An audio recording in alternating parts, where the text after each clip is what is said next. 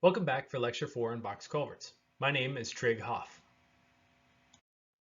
In the fourth and final lecture, we will explore APC, or the concept of accelerated precast construction.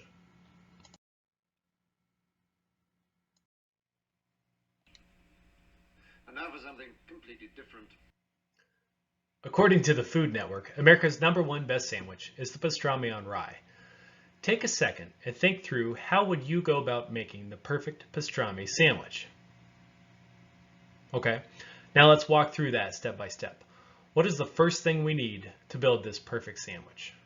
Well, some of you are probably thinking the sandwich ingredients. We need good quality pastrami. We probably need some sauces, maybe a high quality bread, maybe even a plan. A few of you feel that having quality ingredients like good pastrami and rye bread are necessary to make the country's greatest sandwich. But I'm willing to bet that none of you thought, well, what about rye wheat or yeast or an oven to bake the bread? Why didn't we think that? Because we all know that to make a great sandwich, we don't have to bake the bread right there. I think you probably see where I'm going with this. I'm hungry. And we don't always need to take time to cast a structure in place when there's a perfectly viable option to design with pre-made concrete products. For the record, according to the Food Network, that sandwich requires the following ingredients: 2 slices of rye bread, a 1/4 pound of sliced pastrami, 1 slice of Swiss cheese. Wrap the whole thing in tin foil and place it in the oven to bring out the juices of the pastrami. No additional sauce is necessary. Now that we have a feel for pre-made ingredients, let's look at the world of precast drainage products and see how they are pre-made. Accelerated precast construction is an offshoot of accelerated bridge construction. ABC is an endeavor promoted by FHWA through the Everyday Counts initiative. One program that has done more than any other to promote ABC has been the SHARP 2 program. But what is SHARP 2? SHARP 2 stands for the Second Strategic Highway Research Program.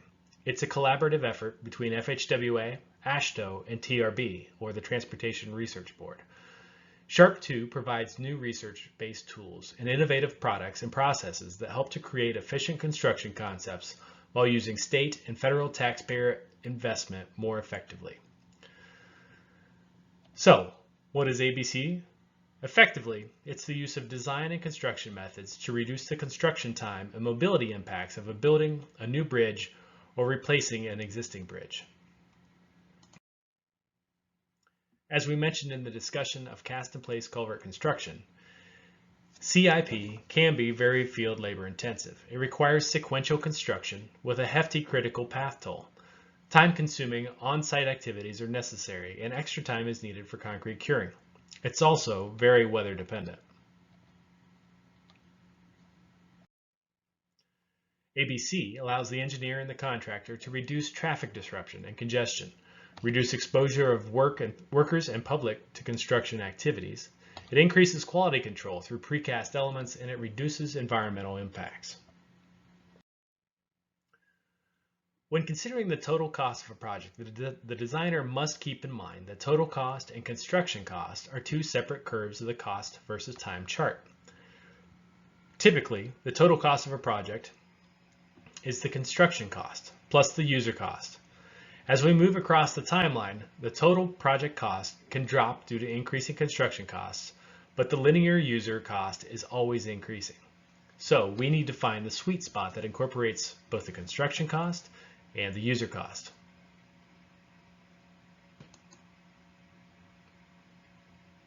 And that gives us the total project cost.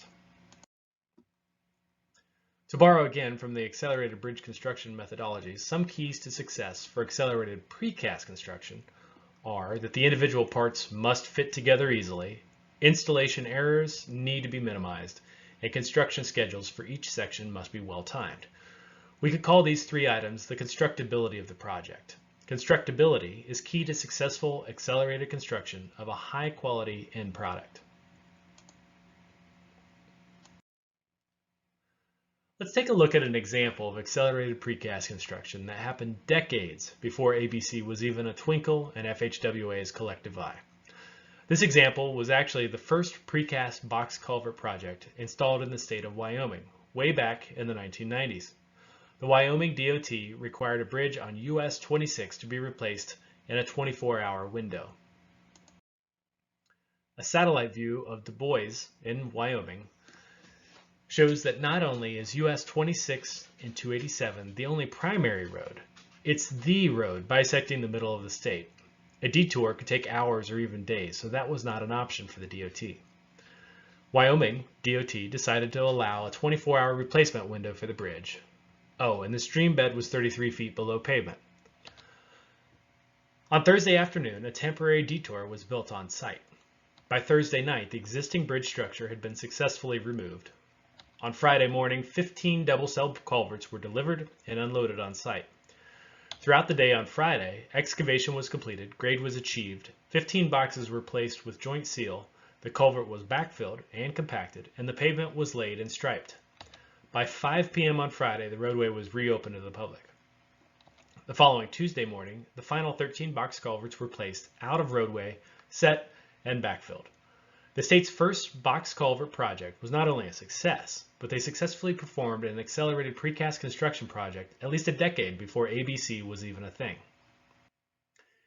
In closing, I'll leave you with a more recent case study. In 2016, the Canadian National Railroad wanted a pedestrian crossing constructed below twin lines.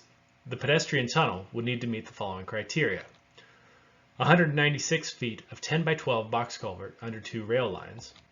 There were poor soils on site, and so a steel frame was designed and constructed to be placed in the bedding of the box culverts to help the soils bear the loading from above. The stone bedding material was then distributed around the steel frame. The site also had a high water table, so the trench was lined with filter fabric materials to eliminate any chance of soil fines migrating into the backfill material.